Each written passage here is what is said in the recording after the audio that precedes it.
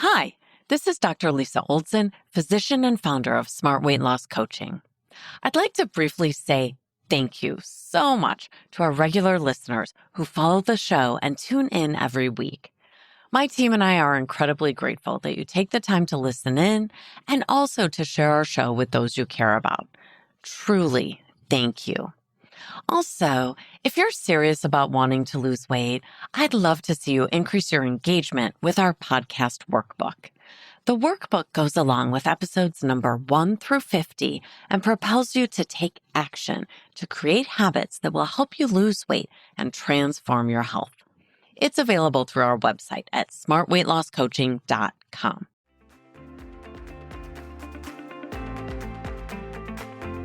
Welcome to the Smart Weight Loss Coaching Podcast.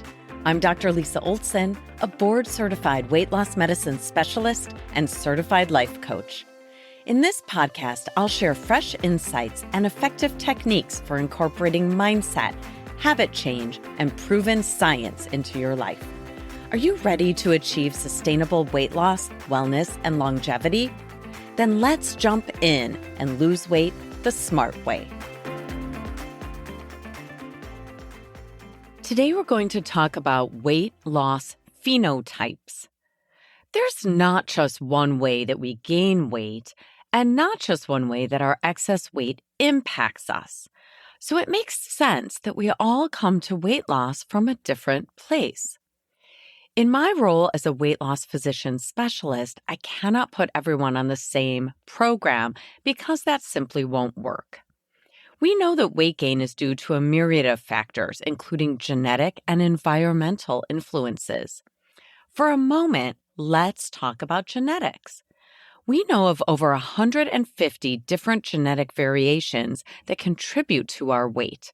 Many of us carry multiple changes in our genome that make us vulnerable to weight gain. Have you heard the terms genotype and phenotype? Your genotype is your set of genes coded in your DNA that's responsible for a particular trait. Your phenotype, on the other hand, includes your observable traits or characteristics, which are often influenced by your genes, as well as by environmental and epigenetic factors. Let's look at an example from the animal kingdom.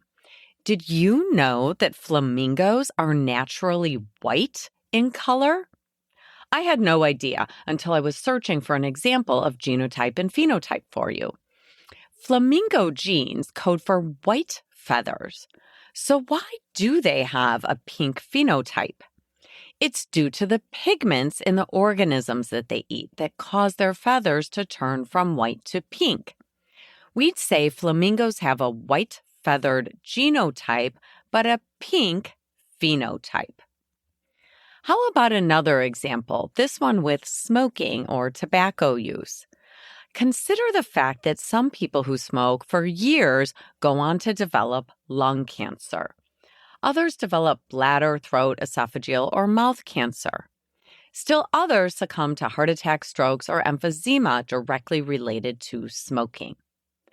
Then there are some people, like my dear departed granny, who have nothing more serious than prematurely wrinkled skin from smoking. Why is that? Mainly genetics, but also environmental issues are at play here. A person's genotype might make them vulnerable to cancer from smoking. Add alcohol to the mix, and now we have a phenotype likely to develop throat or esophageal cancer.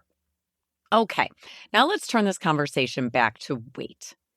We all know people who seem to be exceptions to the rule, right? Someone who isn't the healthiest eater but never gains weight, or someone who simply looks in the direction of a cookie and seemingly gains 5 pounds. You may have the genetic predisposition to carry excess weight, but if you only have access to healthy food and you're working a physically active job, you may never develop an overweight phenotype. Conversely, you may look at your grandparents and parents and wonder why they didn't have challenges with their weight when you have struggled for years. Perhaps you have a job that requires you to sit at your computer all day and you rarely get to move. Or maybe you're busy juggling kids' activities, so you're more likely to hit the drive-thru for dinner once or twice a week. Over time, these things can lead to an overweight phenotype. Our weight phenotype shows up in other ways too. Perhaps you're a person who gains weight when you're stressed out, while your best friend loses weight when she's stressed. Or perhaps you find that you do better with a low-carb diet, while your friend seems to benefit from a low-fat diet. It's never been one size fits all when it comes to weight loss. Eventually, precision medicine testing will be the best way to approach weight loss, but for right now, we have to approach it with some tolerance for trial and error. Incidentally, there are plenty of people selling things for weight loss that claim to include precision medicine. Just know that we're not quite there yet, although science is moving along at a rapid clip. Continuous glucose monitoring is an example of a way to learn more about your specific phenotype that's already getting more useful with each passing year. In over a decade of helping people with weight loss, I can usually see what caused their weight gain, and happily, I can typically see the path forward for weight loss. Even though that path may not be linear, and even though we're genetically different, it's the rare person who can't lose weight.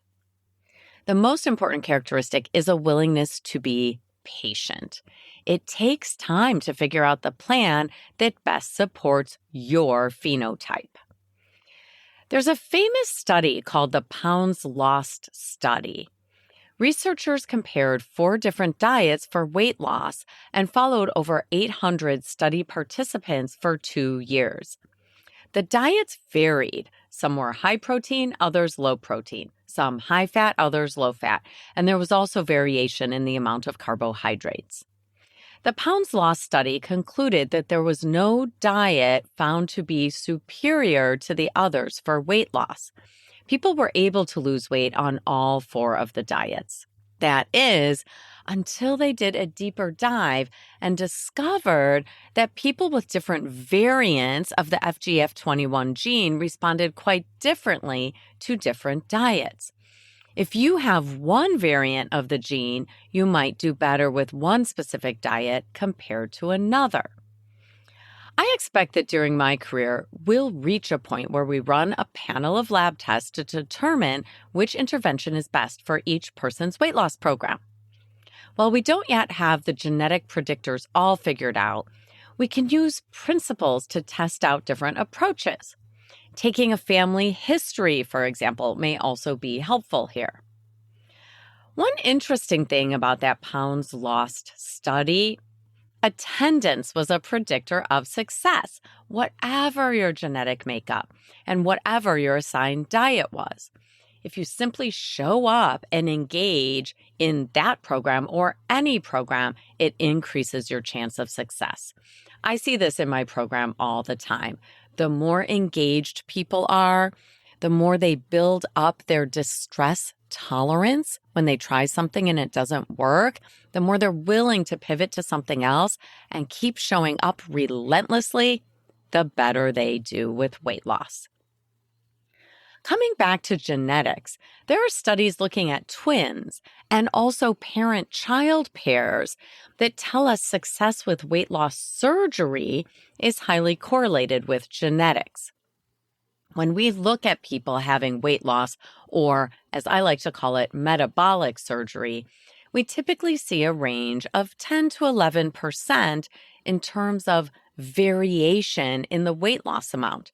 In other words, we can predict how much weight people will lose from weight loss surgery within a range of about 10%. When we look at identical twins having weight loss surgery, on the other hand, we see less than 1% variability in how much weight people lose. So if you want to know whether or not metabolic surgery might help you lose weight, it may inform your decision to know how close relatives did with their metabolic surgery. If you have a relative who had gastric bypass and never lost much weight from it, which would be uncommon, by the way, You might choose to take medication for weight loss rather than undergoing a surgical procedure. Some people are highly responsive to medications. And of course, unless you're living under a rock somewhere, you've certainly heard a lot of buzz about the GLP-1 inhibitors and similar medications that are available and coming down the pike for weight loss. Most people taking Wegovy for weight loss or Ozempic or Mounjaro for diabetes, for example, are losing weight at a rate they never dreamed possible. However, there are also non-responders to these medications, just as there are non-responders to weight loss surgery. In my practice, I occasionally see people who don't lose weight on Wegovy, which is also called semaglutide, by the way. They're often crushed because they think of this as a miracle drug after seeing information about it online or hearing about it from their friends. But I might put that person on one of our older weight loss medicines like Qsymia or even Contrave and find that they respond beautifully to these old tried and true, but typically less effective medications. The message here is that we are all different with varied genotypes and phenotypes. Many people tap into my toolbox of weight loss tools in different ways over time. Using medication 5 years after you had metabolic surgery doesn't mean you failed surgery. It may simply mean that your best treatment was always going to be a combination of surgery plus medication based on your genotype. When I first start working with someone, I touch base on the 4 pillars of weight loss, which are nutrition, movement, sleep, and stress. We know that if someone is stressed out, sleep deprived, not exercising, not eating well, or is having a disruption of their circadian rhythm, their sleep-wake cycle, they're more likely to gain weight. Any one of these changes can throw off your ability to lose weight.